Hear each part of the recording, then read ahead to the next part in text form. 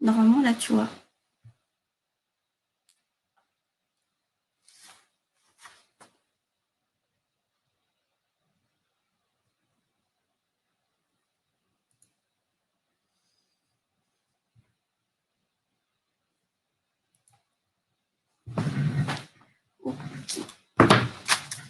Bonjour à tous, bienvenue à la 9e session de JS Sophia. Je m'appelle Conto et aujourd'hui c'est moi qui vais animer la session. Voilà. Mais avant d'entrer dans le vif du sujet, je vais commencer par un petit topo sur JF Sophia, en particulier pour les gens qui ne connaissent pas trop encore l'association. Donc en fait, nous sommes une association de bénévoles et notre but est de promouvoir toutes les technologies autour de JavaScript. Et pour ça, on organise régulièrement des talks. Donc, si jamais vous êtes intéressé par des sujets front, que ce soit pour les partager, pour les présenter ou juste pour en entendre plus parler, n'hésitez pas à nous joindre, à nous contacter. Vous avez tous nos contacts ici. Vous pouvez joindre directement les organisateurs ou JS Sophia sur les réseaux sociaux. Voilà, alors le prochain talk sera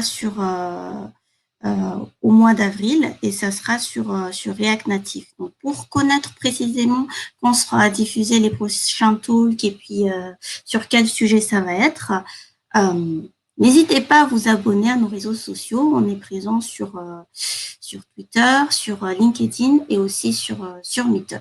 Et puis, comme ça, vous en saurez plus sûr. Voilà, donc avant d'entrer dans donc aujourd'hui, on va voir en particulier la création la gestion des formulaires React avec Formiz et ça sera présenté par Fabien. Mais avant d'entrer dans le vif du sujet, je vais vous faire un petit topo sur comment va se dérouler la séance. Donc, Fabien va faire sa présentation et en parallèle, vous pouvez mettre vos feedbacks et vos questions dans l'espace commentaire de Twitch. Il y répondra aux questions uniquement à la fin de la présentation. Et si vous voyez que vos questions n'ont pas de réponse, n'hésitez pas à revenir vers lui ultérieurement. Ces contacts seront affichés tout du long de la présentation. Voilà. Et puis, dans la partie commentaire, on reste positif, surtout, et pas trop de trop. Voilà. Donc maintenant, on va passer au vif du sujet. Voilà. Et Fabien, c'est à toi. Ok, merci Kanto. Bonsoir tout le monde. Du coup, merci d'être venu en ce début de soirée pour découvrir Formiz avec moi. J'espère que je vais éveiller votre curiosité à travers cette présentation. Donc, on commence tout de suite. Formiz, composition, headless et multisteps pour vos formulaires React. Pour commencer, je vais me présenter en 2 mots. Donc moi, je m'appelle Fabien Esside, je suis développeur front Aubert Studio depuis maintenant 2 ans. Le Bear Studio, c'est une société qui est située à Rouen, en Normandie.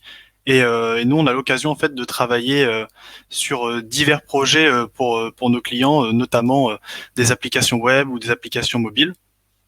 Et du coup, tout au long en fait de mes 2 années au Bear Studio, j'ai l'occasion, la plupart du temps, d'utiliser Formiz pour la création de formulaires. Et je me suis dit, bah, pourquoi pas vous partager aujourd'hui Formiz et voir comment ça fonctionne, parce que je trouve que c'est une librairie qui a vraiment du potentiel.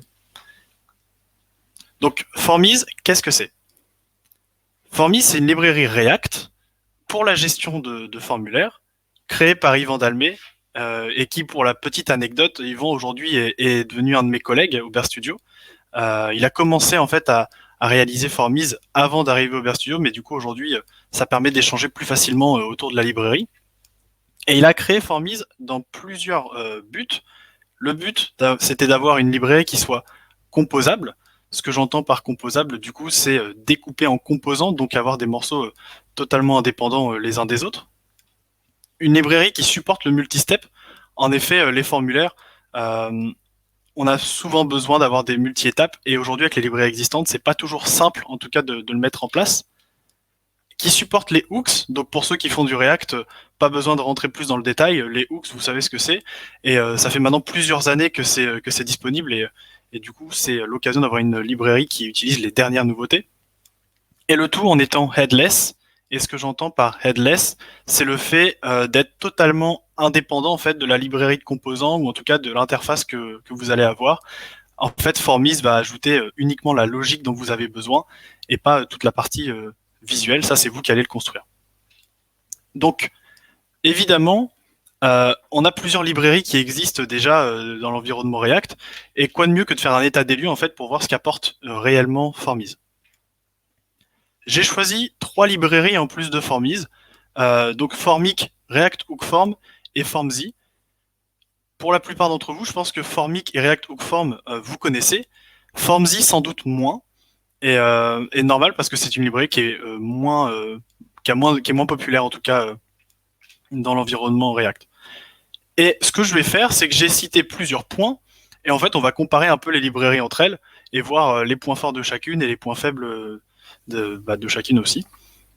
Donc si je commence par le fait qu'elle soit headless, déjà si on regarde toutes les librairies, en tout cas les plus connues, elles sont toutes headless, ce qui est plutôt un beau point, c'est-à-dire que peu importe la librairie que vous allez utiliser dans votre interface, vous allez pouvoir utiliser la librairie de composants que vous souhaitez, etc. Ensuite, au niveau de la composition, c'est vert pour tout le monde, sauf pour Formic où j'ai mis un léger warning, dans le sens où quand vous allez utiliser Formic, en fait, quand vous allez mettre votre balise Formic en haut de votre formulaire, vous allez devoir y déclarer les valeurs initiales, les validations, ce genre de choses.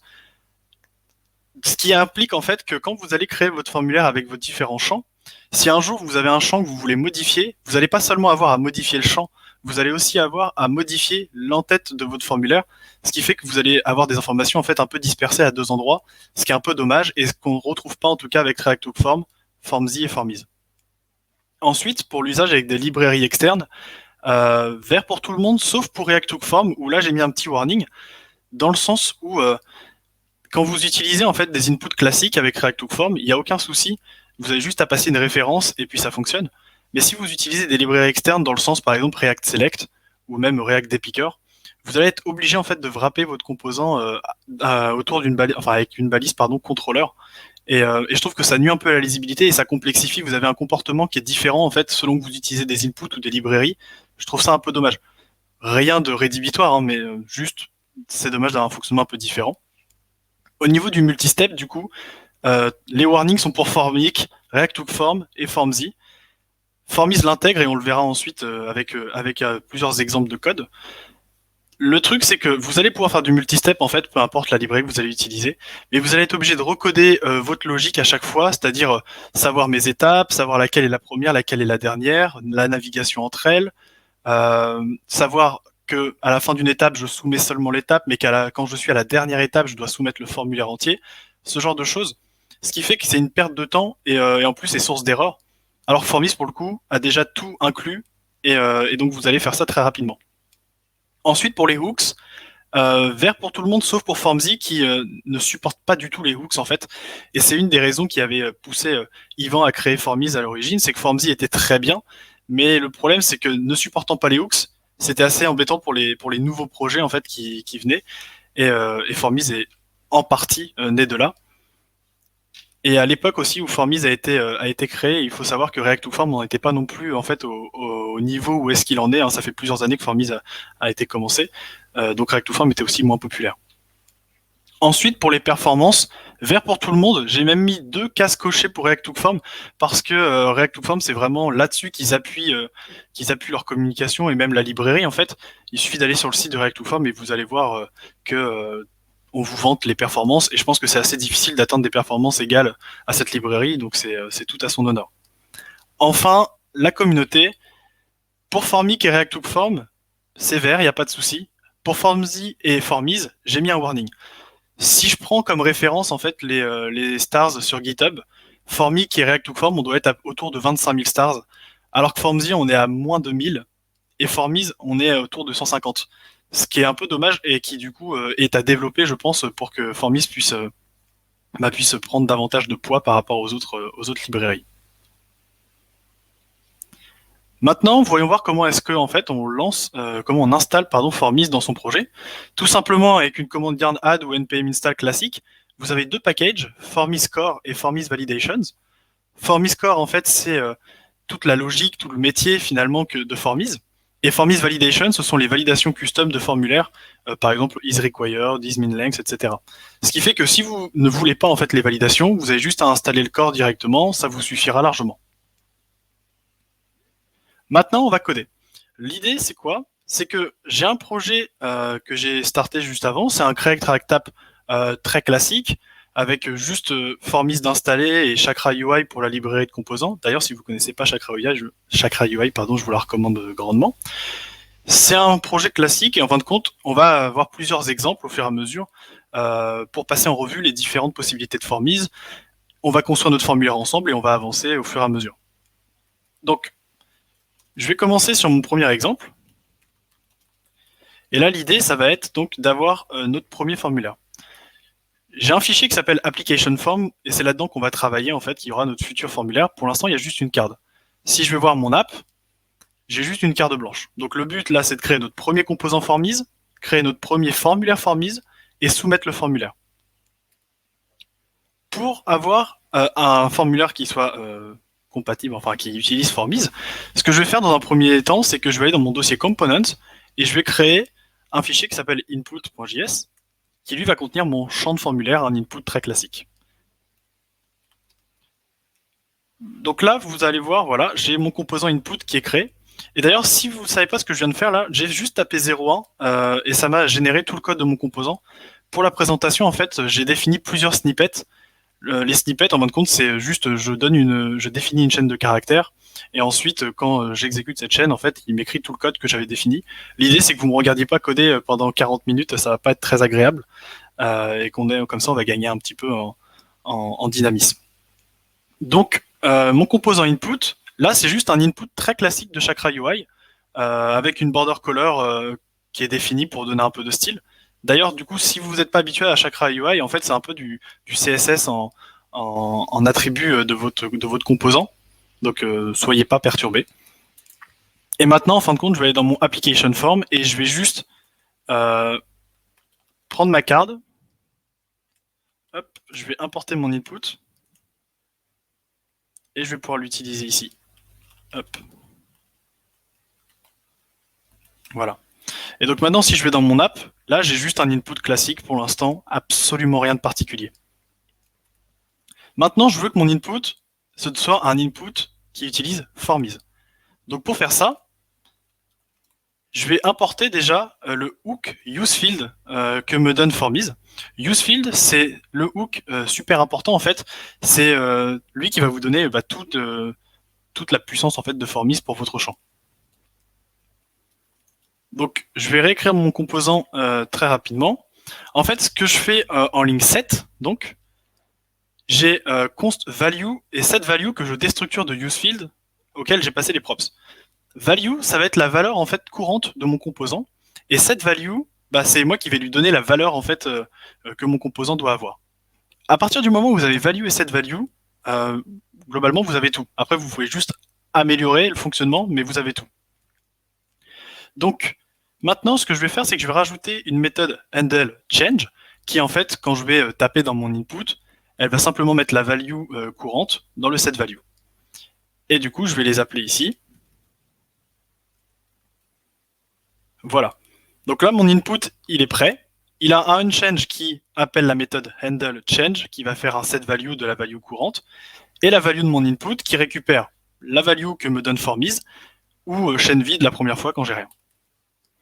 Si je rafraîchis mon app, maintenant, là, on voit que ça explose. Et vous inquiétez pas, c'est prévu. On voit que ça explose et on me dit que le champ Formis a besoin d'une prop qui s'appelle name. En effet, à partir du moment où vous avez en fait un input Formis, vous allez devoir lui donner un attribut name ici. Et cet attribut name en fait va permettre à Formis de différencier vos champs de formulaire. Donc en fait, il doit être unique. Je fais ça, je rafraîchis ma page. Et là, ça re-explose et on me dit qu'en fait, il me manque la balise formise autour de mon composant formise. Donc en effet, là, j'ai créé mon input, mais il n'est pas dans un formulaire. Et pour utiliser formise, j'ai besoin de ce formulaire-là. Donc maintenant, ce qu'on va faire, c'est qu'on va importer directement formise. Et pas seulement, on va aussi importer le hook useForm. Donc pour les composants, c'est useField, et pour les formulaires, c'est useForm. Maintenant que j'ai ça, je vais pouvoir écrire en fait mon code ici avec l'utilisation de formise et du hook useForm. Donc si je regarde le code, en ligne 9, j'ai constForm égale useForm. Donc en fait, je récupère juste le hook. Ensuite, en ligne 12, j'utilise ma balise formise qui est connectée à mon form. Au onSubmit, j'appellerai une méthode handleSubmit que j'ai pas encore créée pour l'instant, mais on va faire ça juste après. Et cette balise formise, en fait, elle wrap une balise form classique en HTML avec l'attribut noValidate pour pas avoir les validations de base des navigateurs. Et au onSubmit, en fait, elle va appeler le submit de useForm. OK. Donc maintenant, je vais juste rajouter ma petite méthode handleSubmit. Voilà, donc au handleSubmit, en fait, je vais récupérer toutes les values de mon formulaire et je vais juste les loguer. Comme ça, on verra que ça fonctionne. Donc là, je réactualise mon app. Normalement, ça ne doit plus exploser, mais c'est toujours pas bon parce que du coup, je peux pas soumettre mon formulaire. On va juste rapidement rajouter un bouton et du coup, voilà, donc un button classique de Chakra. Je vais juste faire mon import. Hop. Donc, de type submit, color scheme green. Color scheme, en fait, c'est la couleur que va avoir mon bouton, ça c'est du Chakra. Et MT3, c'est la marche supérieure, c'est du Chakra aussi. On s'en moque. Donc maintenant, j'ai mon bouton dans mon formulaire. Je rafraîchis toujours ma page pour être sûr évidemment que j'ai pas de soucis. J'ai mon champ de formulaire. Si je tape maintenant mon prénom et que je clique sur Submit, j'ai mes values. Et là, on voit que la clé de mon objet values ici, c'est first name. Et first name, c'est le name de mon champ ici. Donc là, on a fait notre premier formulaire, en fin de compte, en 5 minutes à peu près, un peu plus peut-être, avec les explications. Mais maintenant, on va essayer d'aller un petit peu plus loin. On va passer à l'exemple 2 et on va essayer d'ajouter les premières validations. Hop. Quand j'arriverai à changer d'exemple. Voilà. Donc, sur mon exemple, entre deux, là, j'ai ajouté quelques petites choses, on va voir ensemble. Donc le but de cet exemple, ça va être d'ajouter des premières validations sur nos champs, d'afficher une erreur quand c'est nécessaire, et de soumettre le formulaire uniquement quand du coup toutes les validations seront remplies. Qu'est-ce qui a changé par rapport à l'exemple 1? Sur cette partie-là, absolument rien. Mais sur l'input, j'ai rajouté quelques petites choses, notamment les balises form control, form label, form error message. Ça, ce sont des balises qui sont données par Chakra UI, donc rien à voir avec Formise. Ça va juste me permettre en fait de structurer un peu mon champ de formulaire pour que visuellement ce soit plus agréable. Form control, en fait, il va prendre plusieurs props. Le isRequired va permettre de savoir s'il doit afficher la petite astérisque à côté de mon champ pour savoir si mon champ est requis. IsInvalid, en fait, lui, il va déterminer quand afficher mon form error message. Et le form label, c'est le label du champ. Donc là, si je regarde mon interface, j'ai mon label, j'ai pas d'étoile pour l'instant, j'ai pas de message d'erreur. Donc là, ce qu'on va essayer de faire, déjà, dans un premier temps, c'est déjà d'avoir la petite astérisque. Donc je vais aller sur mon formulaire, je vais sur mon input, et ici, je vais récupérer l'attribut required, avec un petit message que je mets, first name is required. Et donc là, si j'actualise mon app, on va voir que j'ai la petite astérisque qui s'affiche pour me dire que mon champ est requis. Alors mon champ est requis, mais pour l'instant, c'est vraiment juste visuel. La validation, en fait, elle est inexistante, il ne vérifie rien. Donc, ce que je vais faire, ça va se passer dans mon input. On va rajouter quelques propriétés que me donne useField. Et on va récupérer isValid et errorMessage. isValid permet de savoir si mon champ est valide. Et errorMessage, c'est le message d'erreur à afficher. Et ça, Formise le détermine tout seul à partir des validations que je lui aurai données. Donc, dans mon isInvalid, c'est le contraire de isValid. Et dans mon errorMessage, je mets ça ici. Voilà. Donc maintenant, si je regarde mon formulaire, quand j'arrive, j'ai bien ma validation, mon champ est rouge, donc en soi, ça fonctionne.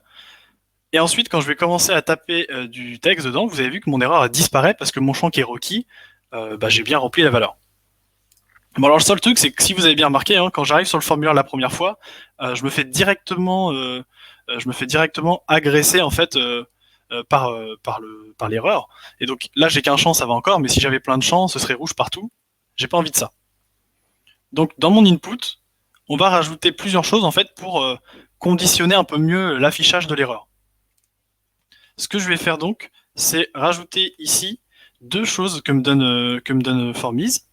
C'est isSubmitted et isPristine. Donc isSubmitted va permettre de savoir si mon champ a été soumis, et isPristine, c'est une variable qui va me permettre de savoir si j'ai commencé à écrire des choses dedans. Donc isPristine vaut vrai quand j'ai pas écrit à l'intérieur, et vaut false dès que j'ai commencé à saisir du texte. Donc maintenant que j'ai ça, on va pouvoir améliorer l'affichage de l'erreur. Donc là, il y a 4 lignes de code qui viennent d'apparaître. En premier, j'ai un state qui va me permettre de gérer en fait le focus sur mon champ, de savoir si mon champ est focus ou pas. En ligne 27, j'ai mon showError, ma variable, qui elle justement va permettre de dire si le champ n'est pas valide et qu'il n'est pas focus, et que soit on a commencé à taper dedans, soit on a soumis le champ, dans ce cas-là, tu affiches l'erreur. Et ensuite, j'ai deux petites méthodes, handleFocus et handleBlur, pour quand je clique sur mon champ, je mets le focus à vrai, quand je quitte mon champ, je mets le focus à faux. Donc je vais pouvoir commencer déjà ici en mettant le isInvalid, c'est le showError. Et ensuite, ici, je vais pouvoir utiliser les deux méthodes onFocus et onBlur sur mon champ. On va rafraîchir l'app et on va voir ce qui se passe du coup. Maintenant, quand j'arrive déjà, on voit que j'ai pas d'erreur. Donc déjà, c'est ce que je veux. Ensuite, si je clique dedans et que je quitte le champ, toujours pas d'erreur, j'ai pas commencé à saisir de texte. Si maintenant je tape du texte et que je l'efface, là seulement l'erreur s'affiche parce que, en gros, je suis bien conscient en fait que j'ai pas rempli la validation. Pareil, autre cas, c'est si j'arrive directement sur le formulaire et que je clique sur le bouton Submit, là l'erreur s'affiche directement. On a quand même un souci ici, c'est que si je tape que des espaces, il considère que mon champ est valide. Or, que des espaces, je considère pas que mon champ a été bien rempli. Donc là, ce qu'on va pouvoir faire, c'est qu'on va retourner dans notre formulaire et on va pouvoir ajouter une validation que me donne Formiz. Comment est-ce qu'on fait ça? En fait, on va avoir un objet une nouvelle props qui s'appelle Validations, qui elle prend un tableau d'objets. Et ce tableau d'objets se compose pour chaque objet, se compose de deux clés. Le premier, c'est la règle de validation. Ici, c'est isNotEmptyString. Et isNotEmptyString, il est fourni par du coup la librairie Formiz Validations. Ok, c'est donné par Formiz. Et la deuxième chose qu'il y a, c'est un message, c'est le message d'erreur à afficher dans le cas où ma validation n'est pas bonne. Si je rafraîchis mon formulaire maintenant et que je teste le même cadre que tout à l'heure, donc là je mets que des espaces, je quitte mon champ, il me dit « This field cannot be empty ». Donc ma validation fonctionne. Les validations, c'est pas plus compliqué que ça, juste un tableau avec des objets, role et message. Cependant, il y a quand même un souci, c'est que j'ai mon erreur qui est affichée, mais si je clique sur Submit, j'ai quand même mes values en fait qui s'affichent dans ma console, et du coup, c'est-à-dire que mon formulaire a quand même été envoyé alors que c'était pas valide. C'est pas ce que je veux. Donc, dans un premier temps, on va juste transformer en fait le onSubmit ici en onValidSubmit, et c'est tout. En fait, Formiz va tout seul déterminer que mon formulaire n'étant pas valide, tu n'envoies pas les values tant que les problèmes n'ont pas été réglés. Donc là, je mets des espaces, c'est en rouge, je submit, il se passe rien. Et maintenant, si j'écris, je submit, j'ai mes values qui sont envoyées. Et ça, c'est vraiment cool avec Formiz, c'est que très rapidement, en fin de compte, vous êtes capable d'avoir des fonctionnements qui sont assez intéressants. On peut améliorer ça, c'est que, admettons que mon formulaire n'est pas valide, rien n'empêche mon utilisateur de spammer le bouton submit. Là, c'est pas très dérangeant. On peut avoir des cas où, par exemple, imaginons que le formulaire est assez long, on voit même plus qu'il y a une erreur en haut, je clique sur le bouton submit, je comprends pas ce qui se passe. On va peut-être améliorer le fonctionnement. Ce qu'on va faire, c'est que quand j'arrive sur le formulaire, je peux cliquer sur submit. Si j'ai cliqué et que mon formulaire n'est pas valide, je vais désactiver le bouton submit jusqu'à ce qu'il devienne. Donc ici, on va juste rajouter une prop sur mon button qui va s'appeler disabled, et on va ajouter une petite condition. Hop, j'en formate mon code. Donc le disabled, qu'est-ce qu'il fait? Mon bouton est disabled si le formulaire is submitted, donc s'il a été soumis, et si le formulaire n'est pas valide. Et donc ça, ce sont des propriétés que me donne le hook useForm. Il y en a plein, en voilà deux, et avec ça, vous allez pouvoir contrôler l'état de votre formulaire. Voyons voir ce que ça donne maintenant. Sur mon exemple numéro 2, donc j'arrive sur le formulaire, je clique sur Submit. Ce n'est pas valide, le bouton se désactive. Je tape maintenant mon nom, il s'est réactivé automatiquement. Et ça, c'est assez cool comme fonctionnement. Ok, donc là, du coup, on a fait nos premières validations sur nos champs de formulaire. Mais qu'est-ce qui se passe si je veux faire des validations un peu plus poussées qui fonctionnent pas, en fait, enfin en tout cas que Formiz n'a pas prévu. Pour ça, on va passer sur l'exemple numéro 3 et on va regarder ça ensemble.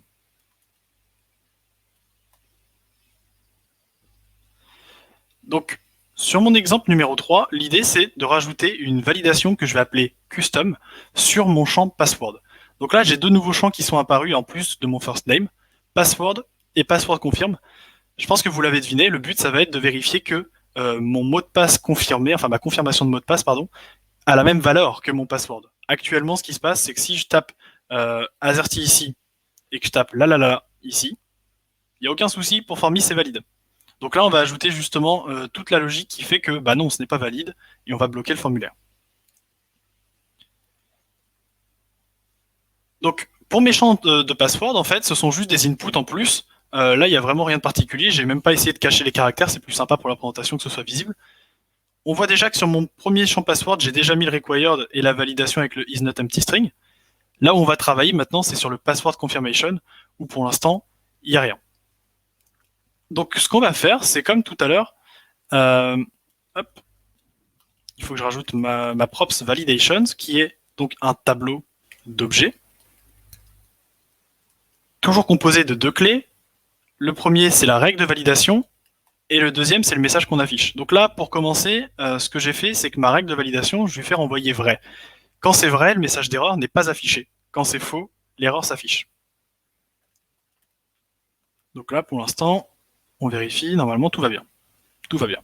Il n'y a absolument rien qu'à changer, de toute façon j'ai une validation qui renvoie vrai tout le temps, donc en fait elle est comme si qu'elle était inexistante. Là maintenant ce qui nous intéresse c'est de remplir son contenu. Ce qui est bien avec les validations du coup sur Formiz, c'est que vous avez accès à la valeur courante de votre champ ici, et donc maintenant à partir de ça je vais pouvoir vérifier que la valeur de mon champ correspond à la valeur de l'autre champ. Donc ce que je vais faire, c'est que je vais vérifier que value est égal à form.values.password. Et ça, c'est un autre truc vraiment cool de Formiz, c'est qu'en fait, avec form, donc qui est le hook useForm, vous avez accès à l'ensemble des valeurs de votre formulaire, et vous pouvez récupérer une valeur précise en utilisant le name en fait que vous avez passé juste avant. Et c'est comme ça justement que je vous disais l'importance que ce soit unique, parce que c'est comme ça qu'on va les identifier. Maintenant, ce qu'on va faire, c'est que si la valeur donc est égale au champ password, c'est que les mots de passe sont les mêmes, donc on n'affiche pas l'erreur. Si c'est différent, alors le message s'affichera. On peut vérifier ensemble. Donc là, je vais taper mon mot de passe, mon prénom, pardon, je tape mon mot de passe. Là, j'écris autre chose. Quand je quitte le champ, on me dit password are not the same, donc du coup, en effet, ma validation fonctionne. Et c'est pas plus compliqué que ça de faire une validation custom avec Formiz. Là, on est arrivé à un exemple qui est satisfaisant, mais il y a un cas en fait auquel il faut qu'on pense, c'est que là, mes champs sont valides. Mais qu'est-ce qui se passe si maintenant, donc c'est pas celui-ci que je modifie, qu'est-ce qui se passe si maintenant c'est celui-là que je modifie? Et bien tout simplement, Formiz va pas détecter que le champ password a été modifié, parce qu'il exécute la validation que sur le champ courant. Donc si je retape par contre maintenant une seule lettre dans password confirme et que je quitte, là tout de suite il a détecté que c'était plus la bonne chose. Comment est-ce que je fais pour pallier à ce problème-là? Et bien en fait j'ai une troisième clé que je peux ajouter sur mes validations, qui s'appelle deps, en fait pour dependencies. Et pour ceux qui utilisent du coup les hooks avec le use effect par exemple, où vous avez l'habitude de voir ça, on passe en fait un tableau de dépendance. Et en gros, c'est-à-dire que la validation que j'ai là va être réexécutée, réévaluée à chaque fois que ma dépendance, l'une de mes dépendances en tout cas, va changer. Donc en gros, ma validation ici sera réexécutée dès que le champ password sera modifié. On peut tester ça. Donc, je tape mon prénom comme depuis tout à l'heure, hop, je mets la, ça ne fonctionne pas. Je mets Azerty. Maintenant, admettons que c'est ici que je change quelque chose. Tout de suite, vous voyez que mon champ, en fait, il a détecté qu'il y avait eu un changement sur password, donc la validation a été réévaluée finalement, et donc je suis en mesure de le détecter facilement. J'en profite maintenant que là on a notre exemple qui fonctionne, j'en profite pour vous montrer en fait ce que j'entendais vraiment par composable. Depuis tout à l'heure en fait on voit que j'ai pas touché à ma balise for me sauf pour le unvalid submit, mais mes champs sont vraiment indépendants les uns des autres, toute la logique de mes champs elle est sur eux. Donc si j'ai envie de retirer un champ demain ou d'en rajouter un, j'ai rien de plus à faire en fait sur mon formulaire, c'est directement, ça fonctionne directement. C'est là moi je trouve un point fort. Maintenant, on a travaillé depuis tout à l'heure avec des champs qui sont des champs vraiment classiques, hein, c'est juste des inputs. Ce que je vais vouloir faire maintenant, c'est commencer à travailler sur des champs un peu plus particuliers. Donc mon exemple s'appelle Exotic Field, et on va voir pourquoi. Donc l'idée, c'est de voir comment ça marche avec des champs custom, et on va s'amuser à rajouter une validation custom dessus pour vous montrer que ça fonctionne exactement comme les autres champs. Mon champ custom, vous le voyez, il est juste ici. C'est un ensemble d'images. Et l'idée, ça va être juste, en fait, c'est un petit test de sécurité, c'est de cliquer sur les deux mêmes images pour que mon formulaire soit valide. Là, actuellement, il n'est pas capable de détecter. Si je clique sur les deux images ici, tout va bien pour lui, il n'y a pas de problème. Alors, l'idée, c'est pas tellement de rentrer dans le code de ce composant-là. Je peux le montrer très brièvement, il est un petit peu complexe, mais en fait, il est directement disponible sur la doc de Formiz. Et en fait, j'ai juste copié-collé le code, honnêtement, et ajusté pour que ça fonctionne, mais j'ai rien fait de plus. Ce qu'il faut juste retenir, en fait, c'est que, tout comme pour l'input tout à l'heure, mon champ Formiz, il fonctionne très bien à partir du moment où j'ai un value et un set value. Là, on voit qu'il y a d'autres choses, mais c'est surtout le value et le set value.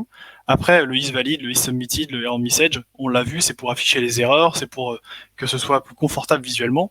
Mais donc le code en lui-même, pas vraiment d'intérêt. Ce qu'il faut juste retenir par contre, c'est que la valeur que je sauvegarde, c'est pas juste une chaîne de caractères ou un truc comme ça, c'est un objet qui contient plusieurs clés.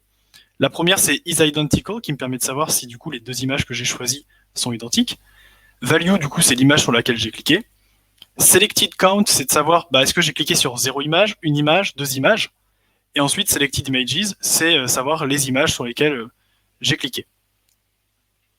Donc, mon composant identical picture, c'est pareil, il a un name qui s'appelle robotcheck, il a juste un label, il est required, et les options, finalement, en fait, c'est juste 5 images, ensuite il va les multiplier par 2, il va randomiser le tout pour rendre ça aléatoire, et donc maintenant, ce qu'on veut, c'est vraiment savoir si j'ai cliqué sur les deux mêmes images. Pour faire ça, je vais commencer par ajouter, du coup, mon tableau de validation. Cette fois, je vais avoir deux règles, d'où l'intérêt du tableau. La première va devoir me permettre de savoir si j'ai bien cliqué sur deux images, et la deuxième validation va me permettre de savoir si mes images sont identiques ou non. Donc, on va commencer par celle-ci. Comment est-ce que je sais que j'ai besoin de sélectionner une deuxième image? Tout simplement en récupérant la valeur courante, en faisant un value ou objet vide. Je fais attention quand même au cas où j'aurai quelque chose de nul, vu que je vais utiliser une clé derrière, et je vais regarder le selected count, et en fait, je vais regarder s'il est à 2. Si mon selected count est à 2, pas de souci. S'il n'est pas à 2, c'est que j'ai besoin d'en sélectionner une autre. Je peux déjà tester ça. Je choisis une image, je soumets mon formulaire, et là j'ai mon erreur qui me dit « You need to select a second image ». Donc ça fonctionne bien, et si je sélectionne une deuxième image, l'erreur disparaît. Cependant, je suis toujours pas en mesure de savoir si mes deux images sont identiques. Donc on va s'occuper de la deuxième validation. Et donc ici, je vais rajouter value, pareil. Je fais mon value ou mon objet vide. Et ensuite, je mets is identical picture. Normalement, c'est ça la clé. Elle est indiquée ici. Is identical, tout court. Is identical, du coup. Si c'est identique, j'affiche pas le message d'erreur. Si c'est pas le cas, j'affiche l'erreur. Et donc là, je peux tester rapidement. Je sélectionne les deux images, j'ai mon erreur qui apparaît. Images are not identical. Et maintenant, si je clique sur les deux Wally, mon erreur a disparu. Et donc, mon champ, enfin ma validation fonctionne. Et là, c'est très très intéressant. Du coup, c'est vraiment la possibilité de faire des champs qui sont totalement custom. On n'est pas dans un input, on n'est pas dans une checkbox, quoi que ce soit. C'est vraiment un composant qui est d'une création, voilà. Et en fait, Formi s'applique très très bien dessus. Vous pouvez l'utiliser comme n'importe quel champ. Tout à l'heure, quand je vous ai parlé de React to Form, je disais qu'il y avait un petit warning sur le fait que quand vous utilisez des composants de librairie externe, c'est dommage parce que vous êtes obligé de les wrapper ou quoi que ce soit. En fait, j'ai créé un autre composant qui s'appelle Select ici, qui utilise la librairie React Select. Et si on regarde le corps, en fait, on voit que c'est un peu la même chose avec le value, le set value, le isValid, isSubmitted, isPristine, pardon, error message, enfin voilà, classique pour mon champ de formulaire finalement, avec juste pareil, mon form control, mon form label, tout ça c'est le wrapper de Chakra, et juste mon composant. Et en fait, je peux très rapidement l'ajouter dans mon formulaire. Hop, donc je vais juste l'importer, s'il veut bien. Je vais le faire à la main.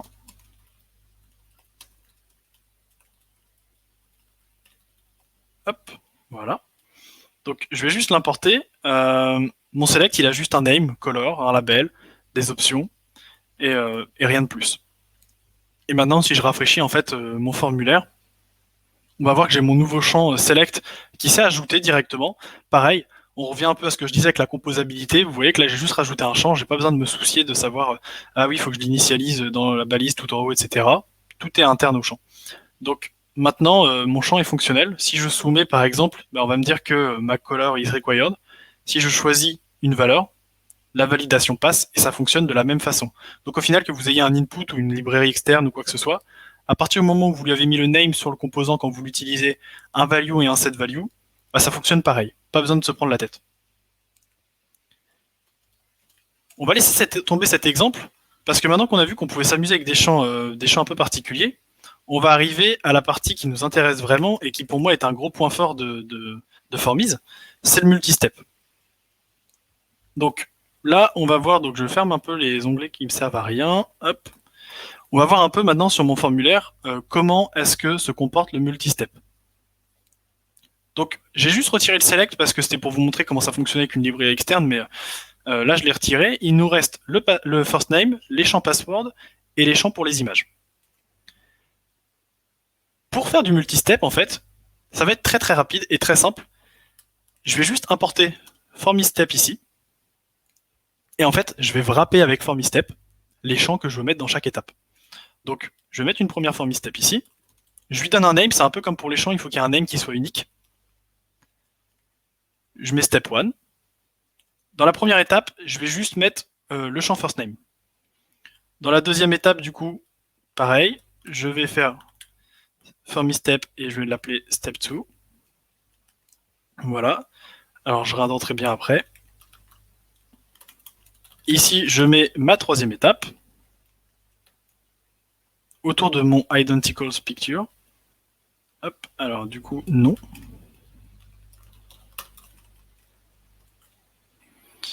Ouais.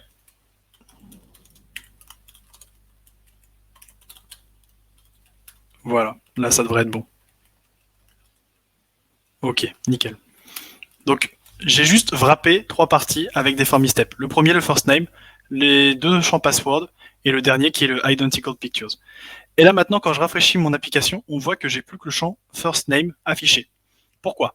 Et bien tout simplement parce que la première step sur laquelle je vais être par défaut, ça va être la première step que Formis va trouver dans le DOM. Et mes autres steps sont donc cachés. L'idée, c'est qu'une fois que j'ai soumis cette step-là, je passe à la step suivante et ainsi de suite. J'ai rien de plus à faire, tout est déjà géré. Donc, admettons que là, je remplisse le prénom. Là, je clique sur Submit et il se passe rien. Pourquoi? Tout simplement parce que là, mon bouton Submit, en fait, quand je clique dessus, il soumet pas l'étape, il soumet le formulaire dans sa globalité. Et du coup, même si les autres étapes sont cachées, les champs sont quand même là, les validations sont pas bonnes, et donc il va falloir que je valide tous les champs en fait pour pouvoir soumettre. Donc ce qu'on va faire, c'est 2-3 petites modifications. Ici, au submit, je vais pas faire un form.submit. Ce que je vais faire, c'est un form.submit step. Il va juste soumettre l'étape courante. Et pareil, pour le bouton, tout à l'heure, on a dit qu'il était disable si le form avait été soumis et s'il était invalide. Là maintenant c'est pas form.isSubmitted qu'on va faire, c'est form.isStepSubmitted, et c'est pas form.isValid, c'est form.isStepValid. Et maintenant que j'ai ça, mon multistep en fait il fonctionne. J'ai juste à remplir mon champ, je soumets, et je passe automatiquement à l'étape suivante. Admettons que là, je souhaite soumettre mon étape, c'est pas valide parce que mes champs password sont pas remplis, donc je les remplis, comme ça mes validations sont bonnes, et mon bouton submit c'est réactivé puisqu'il écoute que la step en cours. J'arrive à la dernière étape, je choisis mes 2 images, et là maintenant quand je vais soumettre, je sais pas si vous avez vu mais depuis tout à l'heure, j'ai pas mes values dans ma console, donc il n'a pas soumis le formulaire en tant que tel. Mais ici, il a détecté que c'était la dernière étape. Donc quand je soumets, en plus de soumettre l'étape, il va soumettre le formulaire dans sa globalité. Et là maintenant, je vais récupérer l'ensemble des values de mon formulaire. Pour faire du multistep, c'est juste ça. Après, on peut l'améliorer, et c'est ce qu'on va faire, mais globalement, le multistep, c'est tout. Et ça nous a pris 5 minutes top chrono, et il n'y a rien de plus. Donc maintenant, ce qu'on va pouvoir faire, on va pouvoir souhaiter ajouter forcément de la navigation, parce que là, actuellement, j'étais juste sur ma dernière étape, et après, je pouvais pas revenir en arrière. Ce qu'il faudrait que je puisse faire, c'est quand même naviguer à travers mon formulaire comme je le souhaite. Donc c'est ce qu'on va faire dans le 6e exemple, c'est ajouter la possibilité de naviguer entre nos étapes. Je vais revenir en haut de mon formulaire, et juste avant la form step, comme ça il ne va pas être encapsulé dedans, il va être juste avant. Ce que je vais faire, c'est que je vais mapper finalement sur les steps. Donc je vais juste faire mon import. Là, ce que vous voyez, c'est une hashtag. Hashtag, c'est horizontal stack, c'est un composant de Chakra UI qui va juste me permettre en fait d'avoir un flex horizontal avec un espacement. Rien de plus compliqué. Et ensuite, ce que je fais en ligne 21, donc, c'est que j'ai accès à l'ensemble des étapes de mon formulaire grâce à UseForm. Je vais pouvoir mapper dessus et je vais afficher un bouton finalement pour chaque étape. Donc si je rafraîchis mon formulaire, on devrait normalement avoir 3 boutons d'afficher.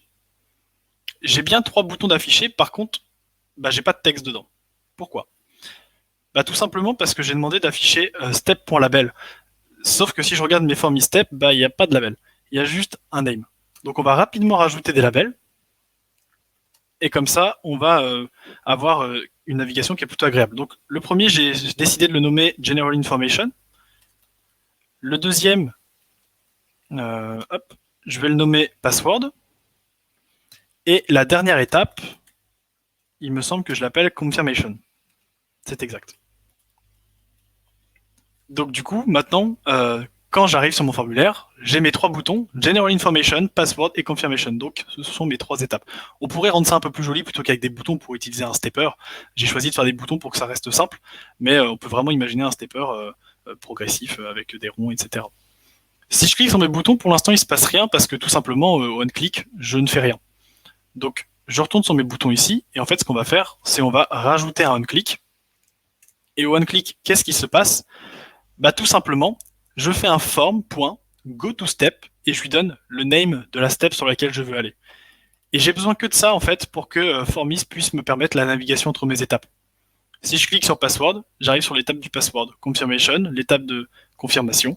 Je reviens au début, je peux naviguer comme je veux librement. Juste avec cette petite ligne, je peux naviguer comme je veux. Le seul truc, c'est bon, on voit pas encore trop quand je suis sur une étape, c'est pas encore très visible.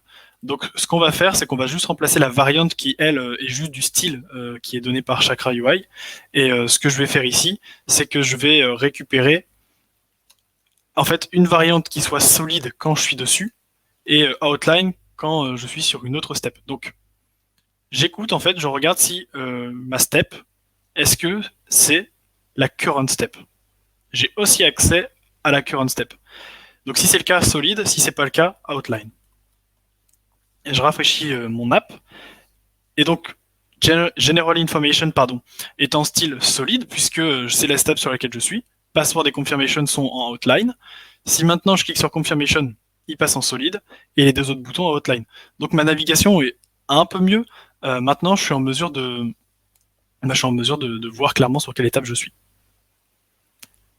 On peut aussi faire une petite amélioration, c'est si mes champs sont pas valides, afficher quelque chose. Parce qu'actuellement, admettons que là je soumette mon étape, ici j'ai un message d'erreur qui s'affiche, je vais sur Password, j'ai aucune information, sachant que General Information n'est pas bon. Donc ce qu'on va faire, c'est juste qu'on va rajouter un petit warning en fait. Donc si mon étape a été soumise et que elle n'est pas valide, je vais ajouter un petit warning, un petit emoji warning à côté du texte.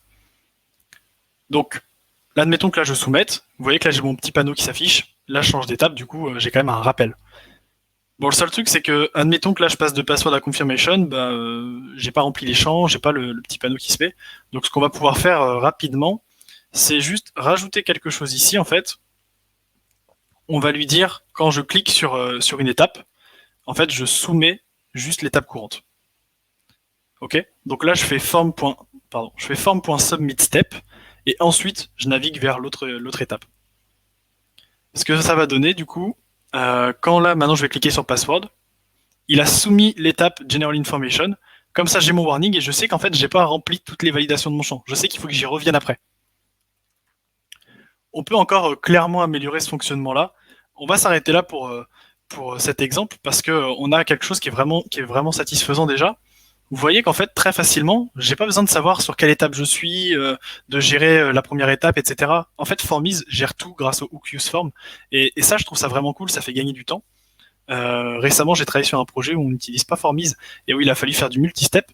Bah, honnêtement, on s'est amusé à essayer d'avoir l'état courant, etc. Alors que là, c'est directement fourni et je me suis dit, franchement, on aurait Formiz, on aurait gagné quelques heures. Maintenant, ce qu'on va faire, c'est que je vais vous montrer une dernière chose en fait, avant de terminer cette présentation. On va faire un peu des champs conditionnels. Donc, l'intérêt, je trouve, c'est que facilement, en fait, on puisse avoir des champs qui s'ajoutent en fonction du choix de l'utilisateur. Ça arrive plutôt fréquemment et faut que ça reste plutôt simple à faire. Donc, là, si vous regardez mon exemple, sur la première étape, en plus de first name, maintenant j'ai deux champs, j'ai age et j'ai authorization. L'idée, c'est de dire quoi? C'est de dire, si j'ai moins de 18 ans, je dois cocher cette case d'autorisation qui disent que mes parents me donnent accès à l'application. Et si j'ai plus de 18 ans, je cache ce champ-là et puis je peux passer à la suite. Là, actuellement, en fait, peu importe l'âge que j'ai, il s'en moque. Si je mets 20 et que je clique sur Submit, il va me dire, non, il faut quand même que tu checkes la case. Or, je veux qu'elle disparaisse totalement. Comment est-ce qu'on fait ça, des champs qui sont conditionnels? C'est plutôt simple finalement. Il va juste suffire que je conditionne finalement mon DOM. Donc comment est-ce que je fais ça? Je vais rajouter ma condition. Je vais juste remettre en forme le code et puis je vous l'explique en détail juste après. Donc je rajoute ma checkbox à l'intérieur. Je vais faire les petits imports qui ne veulent pas. Je vais faire mes imports. Donc fade et box. Voilà. Donc si on regarde le code, qu'est-ce qui se passe? J'ai juste une condition en fait qui dit si j'ai le champ âge dans mes values et que mon âge est inférieur à 18, dans ce cas-là, tu m'affiches tout ça. Sinon, tu m'affiches juste une box qui est vide. En fait, le champ disparaît. Après, là, le fait que j'ai mis une balise fade, c'est juste du Chakra UI. C'est pourquoi? C'est pour pas que mon champ il arrive directement à l'écran comme ça. Il y a un fade et ça va juste faire une petite animation. Et il veut en attribut que je lui dise dans quel cas en fait tu fais l'animation. Donc je lui ai remis la condition. Mais sinon, notre champ de checkbox, il est ici à condition que ma condition soit remplie. On va regarder un petit peu ce que ça donne. Donc là, déjà, on voit que mon champ authorization, il est caché parce que j'ai pas mis de valeur encore. Si maintenant, dans mon champ âge, je mets 1, on voit que la case authorization apparaît. Si maintenant, je mets un 9 derrière, donc 19, comme je suis majeur, elle disparaît automatiquement. Admettons que je la laisse cocher et que je remplisse mon formulaire jusqu'à la fin. Quand je soumets, on va voir que dans mes values, en fait, j'ai mon champ âge et j'ai mon champ authorization à vrai. Si maintenant je mets que j'ai 19 ans et que je soumets tout mon formulaire, en fait, comme la checkbox n'est plus présente, directement ici dans mes values, je ne l'ai pas à la fin. Et ça, c'est plutôt cool. Ça veut dire que quand je vais soumettre mon formulaire, j'ai pas besoin de nettoyer en fait les valeurs que j'ai envoyées. Formiz l'a déjà géré pour moi et j'ai rien de plus à faire. Pour les exemples, c'est tout ce que j'avais à vous montrer. J'ai fait une sélection, c'est pas exhaustif, il y a encore pas mal de choses. Vous pourrez aller voir la doc après de Formiz pour voir d'autres choses qu'on n'a pas abordées ensemble. Si on regarde, la doc est plutôt bien faite honnêtement. Et par exemple, si je prends le hook useForm, vous voyez qu'il y a un ensemble de propriétés à droite qui est assez important. On n'a évidemment pas pu passer sur tout. Pareil pour les use fields, en fait. On a pas mal de champs. Et il y a des exemples qui sont plutôt intéressants pour apprendre à faire les formulaires. Forcément, ici, ça va un peu vite. Et puis, comme je connais, ça, c'est forcément plus simple. Mais pour débuter, il y a pas mal d'exemples. Et les exemples que moi, je trouve vraiment intéressants, c'est ici, dans la partie Other Examples.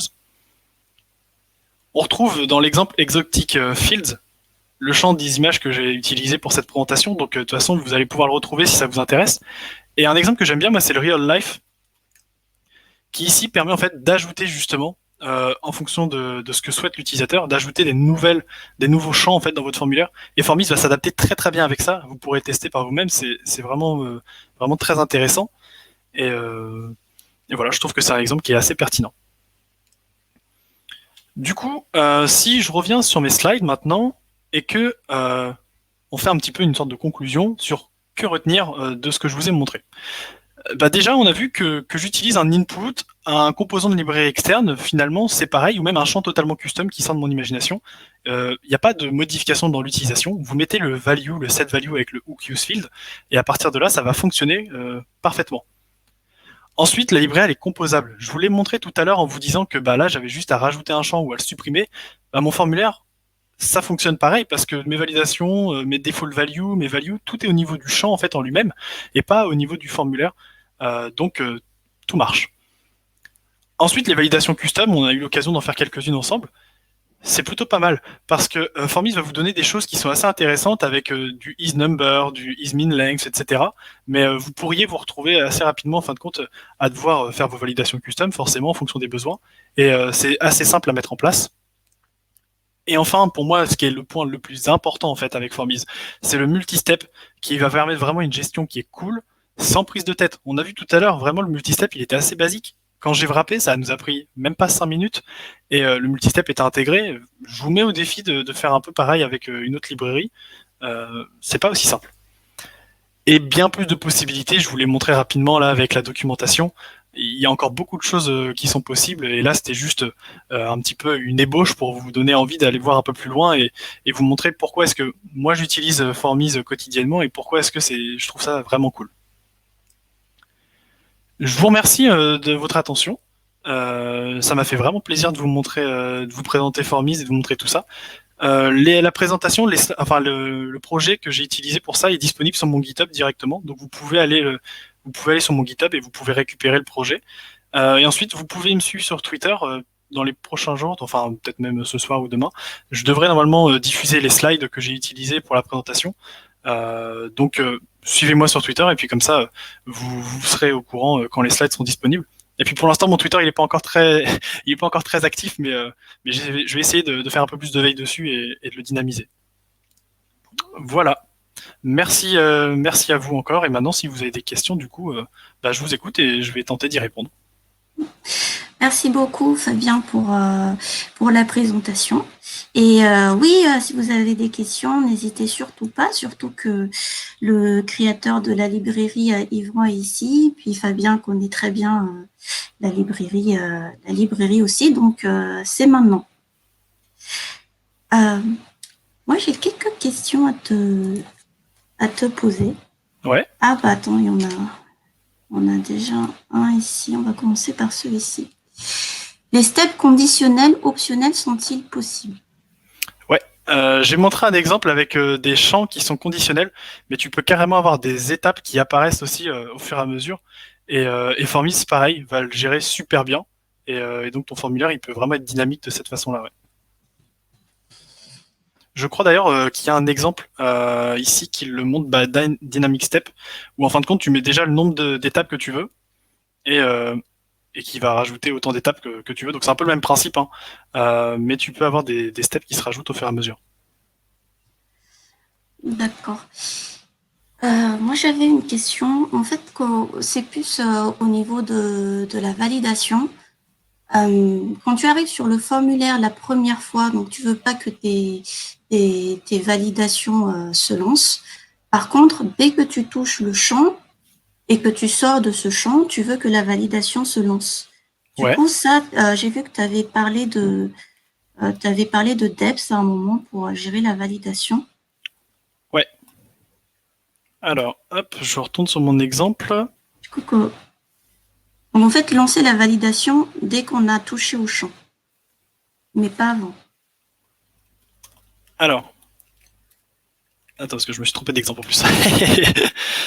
Hop, voilà.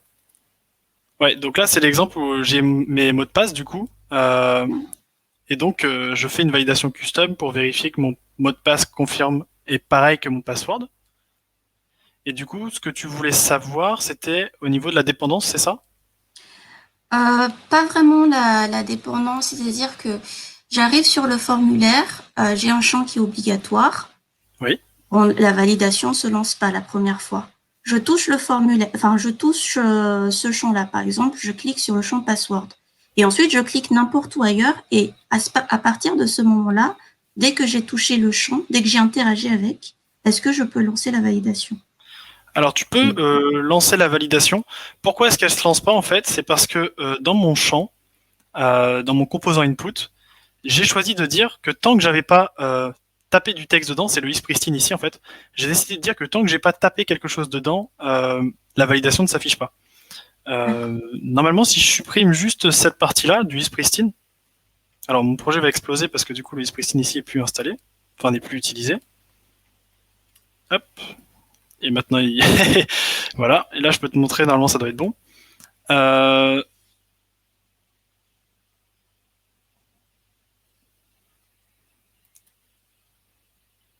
J'essaie de le faire rapidement, il se valide s'il n'est pas focus et qu'il a été. Oui, mais il a été soumis. Voilà. Pour moi, c'est ce cas-là. Si là j'y arrive pas, c'est parce que j'ai pas tout en tête, hein, mais je sais que c'est carrément faisable. Non, là il a mis les erreurs directement. C'est carrément faisable Oh, de dire dès que j'ai cliqué une fois dessus, en fait, tu le fais. Tout simplement, en fin de compte, on pourrait dire bah, une fois que j'ai cliqué une fois dessus, finalement, bah, mon focus étant passé une seule fois à vrai, je dis que maintenant, si le champ n'est pas valide, j'affiche la validation. ok. Ok, merci. Là, rapidement, j'ai pas réussi à le mettre en place, mais sinon, oui, oui, c'est totalement faisable. Ok, parfait.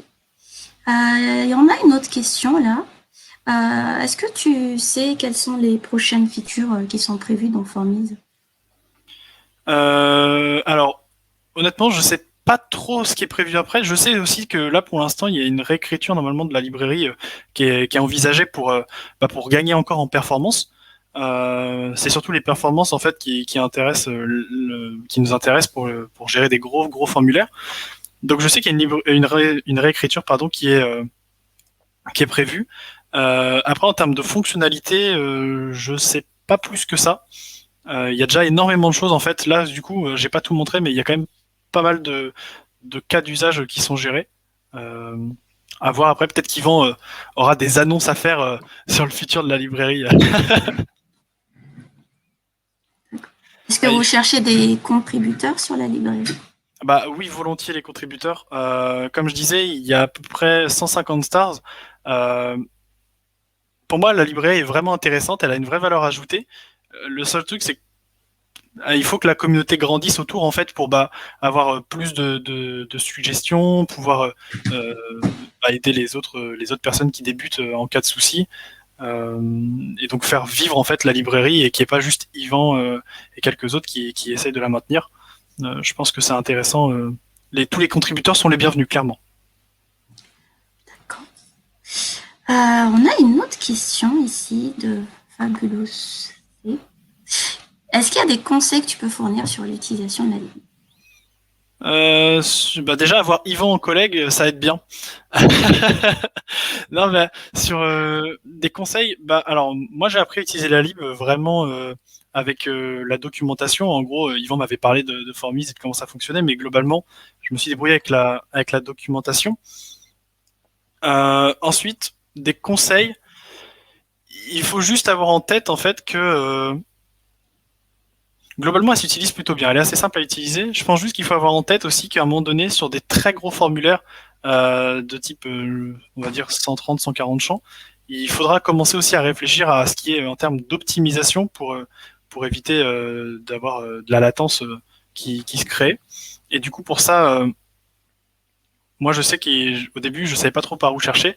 Et en fin de compte, Formis propose justement des options au niveau du useform, en fin de compte, pour écouter seulement certains événements pour des raisons de performance ici. Et donc, c'est pas tellement un conseil, c'est plus une astuce en fait, parce que là, ce sont des exemples très simples, mais dans un vrai cas, tu pourrais te retrouver avec un formulaire assez important. Et c'est bien de savoir que ces choses-là existent en fait pour pas dire juste ah bah c'est dommage, la librairie supporte mal mes gros formulaires. Voilà, je pense que c'est un pro tip qui est assez intéressant. Et puis ensuite, je dirais que vraiment pour bien utiliser la librairie et en profiter au maximum, c'est vraiment décomposer en composants comme j'ai fait chaque champ de formulaire dans un fichier bien distinct, comme ça on peut facilement avoir nos champs formis indépendants. C'est vraiment dans ce sens-là en fait que la librairie a été créée dans la composabilité. Donc c'est comme ça aussi qu'on en tirera un maximum de bénéfices. J'espère avoir répondu à la question. Est-ce que vous avez d'autres questions? J'ai vu que dans le chat, du coup, Yvan avait mis tout à l'heure la réponse à ta question, Kanto, avec le Oui, East Out. Donc, c'est ça, oui. je peux essayer très rapidement. Hein. Donc là, je vais juste rajouter mon East Out. Et du coup, hop, merci Yvan pour la réponse. East Out ou East Submitted. Donc là, je vais carrément pouvoir retirer ma gestion de focus. Hop. Et du coup, je vais y arriver avec ma validation. S'il n'est pas valide et qu'il a été touché ou soumis. Ah, le listage vient pas de Formis. Oui, en effet. Oui, pardon. Donc du coup, en fin de compte, ouais, voilà, c'est que dès que tu vas cliquer la première fois dessus, en fin de compte, ce que tu vas faire, c'est que tu vas passer à un state en fait, East Out, comme ça.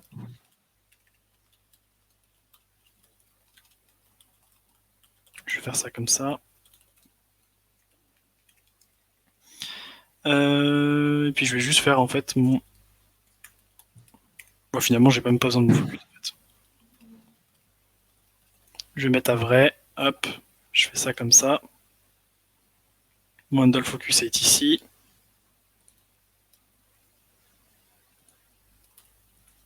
On devrait être bon. Ok. Là, je l'ai. Donc là, je l'ai mis au focus et Yvan recommande en effet de le mettre sur le blur. Comme ça, c'est pas quand tu cliques sur le champ, c'est quand tu vas quitter ton champ du coup. Hop, si je modifie rapidement.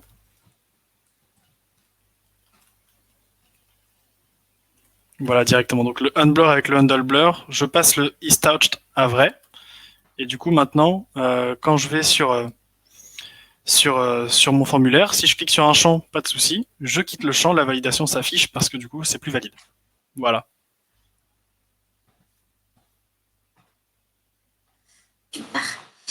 Merci beaucoup. Attends, on a encore une dernière question ici dans le chat. Ouais. Et celle-ci. Existe-t-il des facilités pour les champs à valider après un délai? Donc la question, dans le sens de la question, c'est quoi? C'est est-ce qu'il y a après un délai, ouais.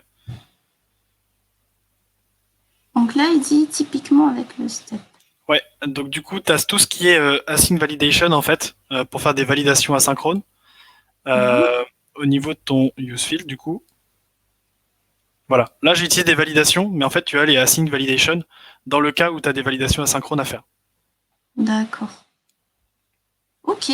Oh, la doc a l'air super complète. Ouais, la doc est plutôt bien faite, honnêtement, on s'y retrouve assez bien. Okay. Est-ce qu'il y a encore des questions? Puis, s'il n'y a plus de questions, on va finir là, on va clôturer la session. Ouais. Merci beaucoup Fabien, c'était hyper clair. Merci pour m'avoir permis de présenter Formis ce soir. Merci de m'avoir écouté et puis merci pour vos questions, ça fait super plaisir. Et voilà, donc le code est disponible et je diffuse les slides bientôt sur Twitter. Et surtout, si vous avez des questions après, n'hésitez pas à les joindre via les réseaux sociaux. Il y a le Twitter de Fabien qui est marqué ici. Voilà. Merci à tous d'être venus assister à cette session. Et puis, on aimerait récolter vos feedbacks. C'est très important pour nous, pour nous améliorer pour la suite. Et le prochain talk, la prochaine session sera au mois d'avril. Ça sera sur React Native. Et pour la date précise et la personne qui la présentera sera communiquée plus précisément un petit peu plus tard. Voilà, donc suivez-nous sur les réseaux sociaux. On est vraiment actifs sur Twitter, sur les mails aussi. Si vous avez des sujets que vous voulez voir, que ce soit pour les présenter ou juste pour en savoir plus, n'hésitez pas à nous contacter. Voilà. Voilà. Bon, bah, merci à tous. Merci. Et puis, Bonne soirée tout le monde. bonne soirée. Au revoir. Ah. Et allez voir le repo. Au revoir. Bonne soirée. Salut tout le monde, bonne soirée.